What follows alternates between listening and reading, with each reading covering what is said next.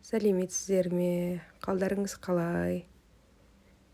Менің каналыма қош келдіңіздер. Тіркелуді ұмытпаңыздар. Бүгін радуга салатын дайындайық.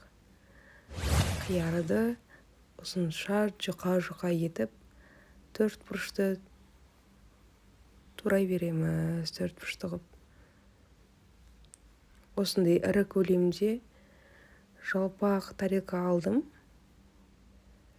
Турағандай бір бөлігіне сала береміз, тарелканың бір шетіне.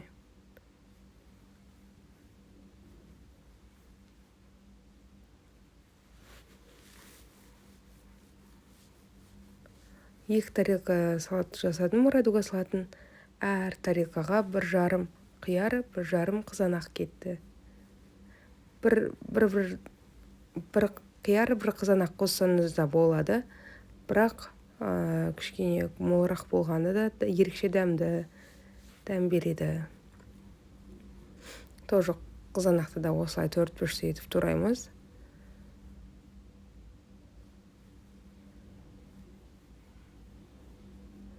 Турағандай тарелкаға бір бөлігіне сала берем.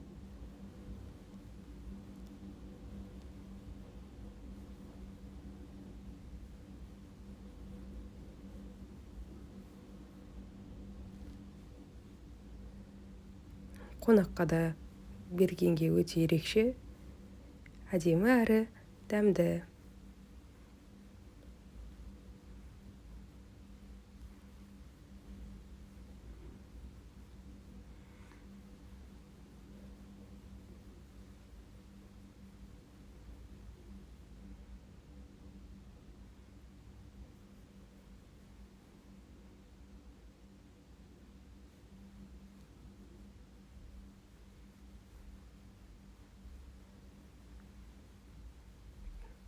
Төрт бұрышты етіп турадым.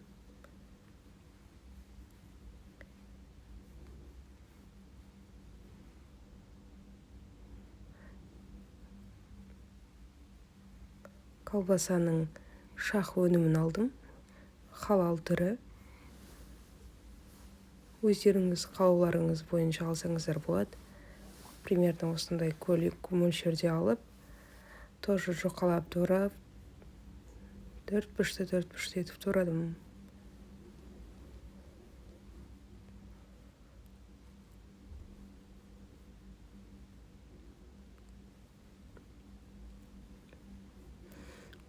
Колбасада ерекше дәм береді осы салатқа. Сондықтан міндетті түрде қосу керек.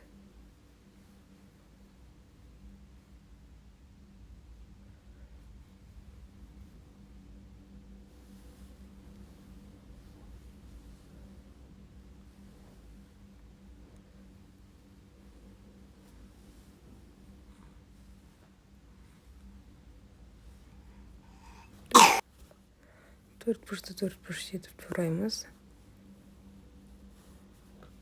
Турап, тарелканың бір бөлігіне саламыз. Енді крешкенің кез келген түрін қоссаңыздар болады.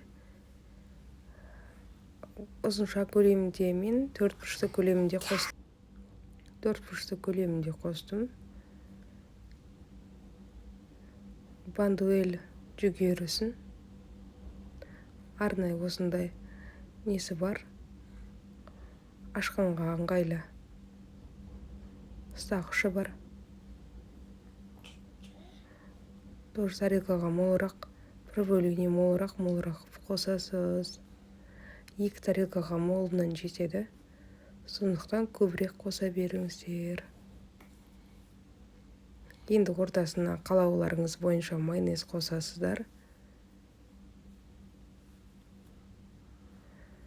Осымен бітті.